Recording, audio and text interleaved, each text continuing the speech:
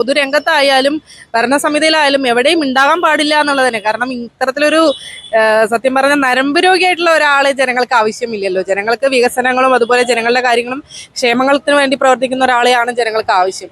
അതായത് ഇത് ഒരു സത്യം പറഞ്ഞ നരമ്പ് രോഗി എന്ന് തന്നെ പറയേണ്ടത്. കാരണം ഒന്നോ രണ്ടോ ആരോപണങ്ങളല്ല അദ്ദേഹത്തിനെതിരെ. അത് ഇന്നിപ്പോൾ ലാസ്റ്റ് വന്ന ട്രാൻസ്ജെൻഡർ വുമണിനോട് പോലും അത്ര രീതിക്ക് സംസാരിച്ചു എന്ന് പറയുമ്പോൾ വളരെയധികം മോശമായിട്ടുള്ള ഒരു പക്ഷെ ആരായാലും ഒരു ഏരാന്ന് പറഞ്ഞ ഒരാൾ വന്നു കഴിഞ്ഞാൽ സൈബർ ആക്രമണങ്ങൾ അവരുടെ പിന്നാലെ ഏതൊരു പെൺകുട്ടിക്കും ഒരാൾ പീഡിപ്പിച്ചു എന്നോ അല്ലെങ്കിൽ എന്തെങ്കിലും ഒരു പരാതി എന്നുള്ള നിലയ്ക്ക് അവർ കൊടുത്തു കഴിഞ്ഞാൽ ഉടൻ ഒരു കമന്റ് ആയിട്ടും എല്ലാവരും ഒരു ലേഡീസ് ആയാലും അതിന്റെ അടിയിലിടുന്ന കമന്റുകളും ചിലപ്പോൾ അവർക്കെതിരെ ആയിരിക്കും. അത് തന്നെയാണ് എല്ലാ പെൺകുട്ടികളുടെയും പേടി. ഒരു പരാതി കൊടുക്കാനായാലും എല്ലാവരും മുന്നോട്ട് വരാത്തത് എന്തുകൊണ്ടാണെന്ന് വെച്ചാൽ ഈ സൈബർ ഇടങ്ങളിലെ പേടി കൊണ്ട് തന്നെയാണ്. ഈ 2-3 പേരിപ്പോ ധൈര്യമായി മുന്നോട്ട് വന്നിരിക്കുന്നു. കാലം തെളിയിക്കട്ടെ. നമസ്കാരം. നമസ്കാരം. പേരെന്തായിരുന്നു? അശ്വതി എന്നാണ് പേര്. ഈ പാലക്കാട് തന്നെയാണോ സ്ഥലം? അതെ, പാലക്കാട് തന്നെയാണ്. ജനിച്ചതും വളർന്നല്ല ഇവിടെ തന്നെയാണ്. ഒരു പാലക്കാട്ടെ വോട്ടർ എന്നുള്ള നിലയിൽ ഇപ്പോ പാലക്കാട്ടെ ജനങ്ങൾക്ക് പറയാനുള്ള ഒരു പ്രധാനപ്പെട്ട ഒരു വിഷയം ഈ രാഹുൽ മാങ്കൂട്ടം എന്ന് പറയുന്ന നിങ്ങളുടെ MLA ഇപ്പോൾ നടത്തിയിരിക്കുന്ന സ്ത്രീകൾക്കെതിരെയുള്ള ഒരു ലൈംഗിക അതിക്രമം തന്നെയാണ്. ഈ ഒരു വിഷയവുമായി ബന്ധപ്പെട്ട ഒരു പാലക്കാട് ഒരു വോട്ടർ എന്നുള്ള നിലയിൽ ചേച്ചിയുടെ ഒരു അഭിപ്രായം എന്താണ്? അല്ല, അത് വളരെ മോശമായിട്ടുള്ള ഒരു സമീപനമാണ് അദ്ദേഹത്തിന്റെ ഭാഗത്ത് നിന്ന് ഉണ്ടായിട്ടുള്ളത്. കാരണം നമ്മൾ കഴിഞ്ഞ കാലങ്ങളിലൊന്നും ഇതുപോലെ ഒരു ജനപ്രതിനിധിയുടെ ഭാഗത്തു നിന്ന് ഇത്തരത്തിലുള്ള വലിയ ആരോപണങ്ങൾ ഉണ്ടായിട്ടില്ല. അത് 1-2 സ്ത്രീകളല്ല, നിരവധി സ്ത്രീകളാണ് ഈ പ്രതിഷേധവുമായിട്ട് മുന്നോട്ട് ഇപ്പോൾ വന്നിരിക്കുന്നത്. അപ്പൊ നമുക്കതെല്ലാം കാണുമ്പോൾ തന്നെ വളരെ മോശമായിട്ടുള്ള ഒരു ഇതായിട്ടാണ് അദ്ദേഹത്തെ തോന്നുന്നത്. അപ്പോൾ സ്വാഭാവികമായിട്ട് അദ്ദേഹത്തിന്റെ അടുത്തൊരു നിലപാട് എന്തായിരിക്കണമെന്നാണ് ഒരു ചേച്ചിയുടെ അഭിപ്രായം? അല്ല, അദ്ദേഹത്തിന്റെ നിലപാടല്ല ഇനി അദ്ദേഹം ഈ പണി നിർത്തുക എന്നുള്ളതാണ്. ജനപ്രതിനിധിയായിട്ട് തുടരുന്ന ഈ പണി നിർത്തുക, അദ്ദേഹം പൊതുരംഗത്ത് നിന്ന് മാറി നിൽക്കുക എന്നുള്ളത് മാത്രമാണ് ഇനിയുള്ള ഒരു ഇത്. അതിനെതിരെ ശക്തമായിട്ട് പാലക്കാടിലെയും കേരളത്തിലെയും ജനങ്ങൾ പ്രതിഷേധിക്കാൻ തുടങ്ങി. ഇന്നലെ നമ്മൾ കണ്ടു, പാലക്കാട് നഗരത്തിൽ നിരവധി പ്രതിഷേധങ്ങളാണ് ഇപ്പോൾ നടന്നുകൊണ്ടിരിക്കുന്നത്. ചേച്ചി, ഇപ്പോൾ സ്വാഭാവികമായിട്ട് കോൺഗ്രസ് എന്ന് പറയുന്ന ഒരു രാഷ്ട്രീയ പ്രസ്ഥാനം നമ്മുടെ രാജ്യത്ത് എല്ലാ സ്ഥലങ്ങളിലുള്ള ഒരു പാർട്ടിയാണ്. അപ്പോൾ അവരുടെ ഒരു പ്രധാനപ്പെട്ട നേതാവ് അല്ലെങ്കിൽ ഭാവിയിലേക്ക് ഇവിടെ നിന്ന് വളർന്നു വരുന്നൊരു നേതാവ് എന്നുള്ള രീതിയിൽ രാഹുൽ മാങ്കൂട്ടത്തിനെ കാണുന്ന ഒരുപാട് കോൺഗ്രസിന്റെ പ്രവർത്തകരും നേതാക്കന്മാരും ഉണ്ടായിരുന്നു. അവരെ സംബന്ധിച്ച് അവരാരും തന്നെ ഈ വ്യക്തിക്കെതിരെ ഇപ്പോഴും ഒരു അക്ഷരം പോലും മിണ്ടാൻ തയ്യാറല്ല. ആ പേരെടുത്ത് പറയാനോ അല്ലെങ്കിൽ അദ്ദേഹത്തിനൊരു നടപടി എടുക്കണമെന്ന് പോലും പറഞ്ഞിട്ടില്ല.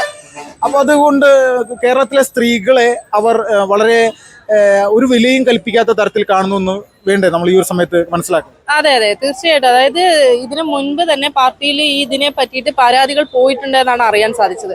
അപ്പൊ അതിനെതിരെ ഇതുവരെ ആ പാർട്ടിയിലെ നേതൃത്വം തന്നെ നിശബ്ദമായിരുന്നു എന്നുള്ളത് തന്നെ വലിയൊരു രീതിക്ക് നമുക്ക് അവർ തന്നെയാണ് ഇതിന്റെ സംരക്ഷകർ എന്ന് നമുക്ക് വിശ്വസിക്കേണ്ട ഒരു അവസ്ഥയാണ്.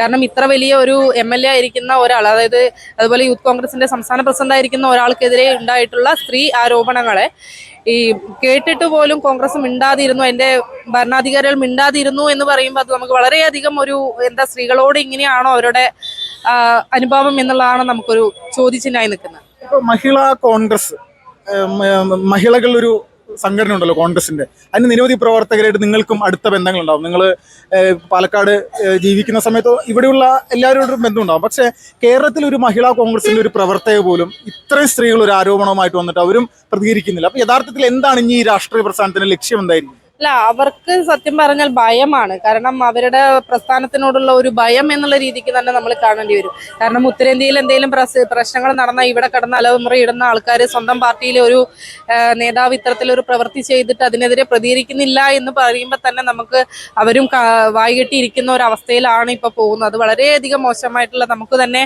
അവരോട് നമ്മൾ ഇവിടെയുള്ള ലീഡേഴ്സിനോട് സംസാരിച്ച് നിങ്ങളെന്താ പ്രതികരിക്കാന്ന് ചോദിച്ചപ്പോൾ അവർക്ക് പ്രത്യക്ഷമായി മുന്നോട്ട് വരാൻ, അവർക്ക് മനസ്സിലുണ്ടെങ്കിൽ പോലും പ്രത്യക്ഷമായി മുന്നോട്ട് വരാൻ അവർക്കും പേടിയാണ്. അവസാനമായിട്ട് ചേച്ചി, ഇപ്പോൾ യഥാർത്ഥത്തിൽ പാലക്കാട്ടുകാരായിട്ടുള്ള നിങ്ങളുടെ ഒരു പ്രതീക്ഷ എന്തായിരുന്നു? ഇദ്ദേഹം ഒരു അത്യാവശ്യം മോശമില്ലാത്തൊരു ഭൂരിപക്ഷത്തിലാണ് വിജയിച്ചു പോയത്. എന്തായിരുന്നു നിങ്ങളൊരു പ്രതീക്ഷ ഈ രാഹുൽ മാങ്കൂട്ടം എന്ന് പറയുന്ന വ്യക്തിയോട്? അല്ല, ഞങ്ങൾക്ക് എന്ന് വെച്ചാൽ യൂത്താണ്, ഏത് രാഷ്ട്രീയ പാർട്ടി ആയാലും ഒരു ജനപ്രതിനിധി അയക്കണ യൂത്ത് ആയതുകൊണ്ട് ഞങ്ങൾക്കൊരു പ്രതീക്ഷ അദ്ദേഹം ഒരുപാട് വികസന കാര്യങ്ങൾ പാലക്കാട് കൊണ്ടുവരും അല്ലെങ്കിൽ ഒരു മാറ്റം കൊണ്ടുവരും എന്നുള്ളതായിരുന്നു. പക്ഷേ ഏതാനും മാസങ്ങൾ മാത്രമേ ആയിട്ടുള്ളൂ. അതിനിടയിലാണ് ഇത്രയധികം ആരോപണങ്ങൾ ഉണ്ടായിട്ടുള്ളത്. ഇതിനു മുമ്പും ഉണ്ടായി, 2 മാസം മുമ്പ് ഇതേപോലൊരു ആരോപണം ഉണ്ടായി അദ്ദേഹത്തിനെതിരെ. പക്ഷെ അത് മൂടി വെക്കപ്പെടുകയാണ് ചെയ്തത്. പക്ഷേ ഇന്നലെ ആ സ്ത്രീ പ്രത്യക്ഷമായി വന്ന് മീഡിയകളോട് പറഞ്ഞതുകൊണ്ട് മാത്രമാണ് ഇത് പുറത്തു വന്നിട്ടുള്ളത്. ഏതാനും മാസങ്ങൾ മാത്രമേ ആയിട്ടുള്ളൂ അദ്ദേഹം ജനപ്രതിനിധിയായിട്ട് തെരഞ്ഞെടുക്കപ്പെട്ടിട്ട്.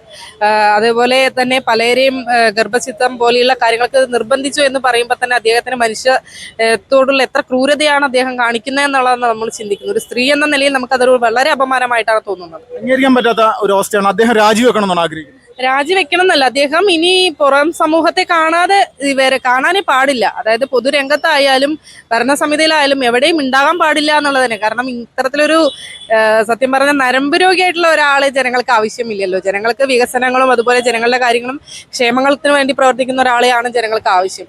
അതായത് ഇത് ഒരു സത്യം പറഞ്ഞ നരമ്പ് രോഗി എന്ന് തന്നെ പറയേണ്ടത്. കാരണം 1-2 ആരോപണങ്ങളല്ല അദ്ദേഹത്തിനെതിരെ.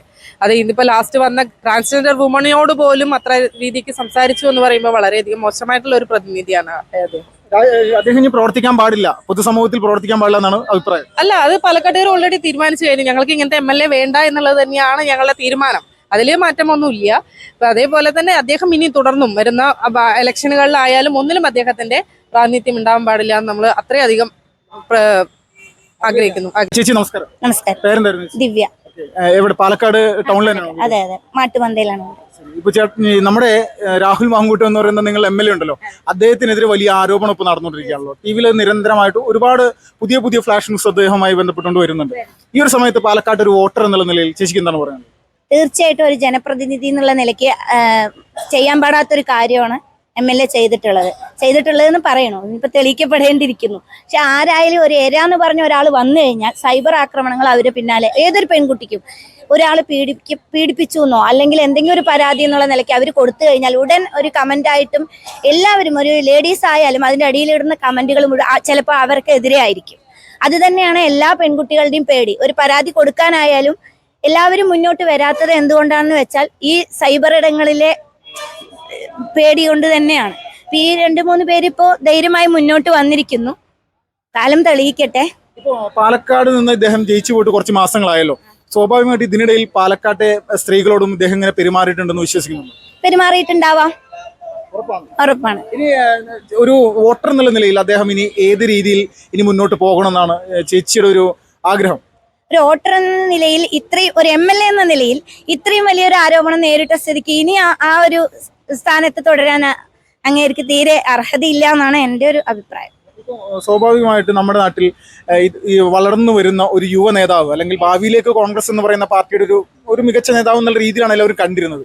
പക്ഷെ അദ്ദേഹത്തിന്റെ ഭാഗത്തു നിന്നുള്ള ഈ ഒരു നടപടിയോട് കൂടി ഏകദേശം അദ്ദേഹത്തിന്റെ ഒരു മുന്നോട്ടുള്ള പോക്കിഞ്ഞൊരു പ്രതിസന്ധി ആയിരിക്കാം. പക്ഷേ കോൺഗ്രസ് എന്ന് പറയുന്ന ഒരു രാഷ്ട്രീയ പ്രസ്ഥാനം ഇപ്പോഴും ഈ വ്യക്തിക്കെതിരെ ഒരു നെഗറ്റീവായിട്ടുള്ള നിലപാടെടുക്കാനോ പരസ്യ പ്രതികരണം അദ്ദേഹത്തിനെതിരെ നടത്താനോ ആരും തയ്യാറായിട്ടില്ല. അപ്പോൾ ഇവർ യഥാർത്ഥത്തിൽ ഈ കേരളത്തിലെ സ്ത്രീകൾക്ക് എന്ത് വിലയാണ് ഇവിടുത്തെ UDF അല്ലെങ്കിൽ കോൺഗ്രസ് എന്ന് പറയുന്ന പാർട്ടി നൽകുന്നത്?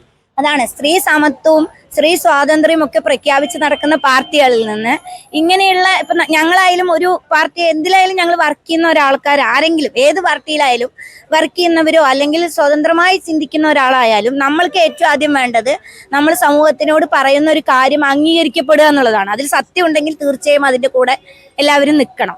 ഇത് ഞാൻ നേരത്തെ പറഞ്ഞ പോലെ നമ്മൾ എന്തെങ്കിലും ഒരു പരാതിയായി വന്നു കഴിഞ്ഞാൽ ഉടൻ നമ്മളാണ് ആക്രമിക്കപ്പെടുന്നത്. അതിനെ പേടിച്ച് തന്നെയാണ് ഒരുവിധപ്പെട്ട പെൺകുട്ടികളും സൈലന്റ് ആയി ഇരിക്കുന്നത്. ഇപ്പൊ അവസാനമായിട്ട് ഈ ഒരു ട്രാൻസ്ജെൻഡറിന് നേരെ കൂടി ഒരു നെഗറ്റീവായിട്ടുള്ള സംഭവം ഉണ്ട്. അപ്പൊ സാധാരണ ഇദ്ദേഹത്തിന്റെ മാനസികമായിട്ട് എന്തോ ഒരു തകരാറുണ്ടെന്ന് വിശ്വസിക്കുന്നുണ്ടോ? തീർച്ചയായും. കാരണം ഒരു MLA സ്ഥാനത്ത് ഇരുന്നിട്ട് ഇത്രയും ചെയ്യണം എന്നുണ്ടെങ്കിൽ അദ്ദേഹത്തിന് അങ്ങനെ ഒരു അവസ്ഥ ഉണ്ടാവണം എന്നാണ് ഞാൻ ചിന്തിക്കുന്നത്. കാരണം ഇത്രയും പൊതുസമൂഹം അറിയുന്നു. നമ്മുടെ കയ്യിൽ ഇപ്പോൾ ഫേസ്ബുക്കും ഇന്റർനെറ്റ് എല്ലാം അല്ലെ എല്ലാ കാര്യങ്ങളും ഉള്ള ഈ ഒരു സമൂഹത്തില് ഇത്രയും ഒരു സംഭവം നടക്കണമെങ്കിൽ ആൾക്ക് അങ്ങനെ ചെറിയൊരു ഇഷ്യൂ എന്തെങ്കിലും ഉണ്ടാവാമെന്നാണ് ഞാൻ ചിന്തിക്കുന്നത്. യഥാർത്ഥത്തിൽ പാലക്കാട്ടെ ജനങ്ങൾ നിരാശരായി എന്ന് തന്നെയാണ് ഈ സമയത്ത് വിശ്വസിക്കുന്നത്. തീർച്ചയായും പാലക്കാട് ജനത ചെയ്തത് തെറ്റായി പോയി എന്ന് ചിന്തിക്കേണ്ടിയിരിക്കുന്നു, തിരുത്തേണ്ടിയിരിക്കുന്നു.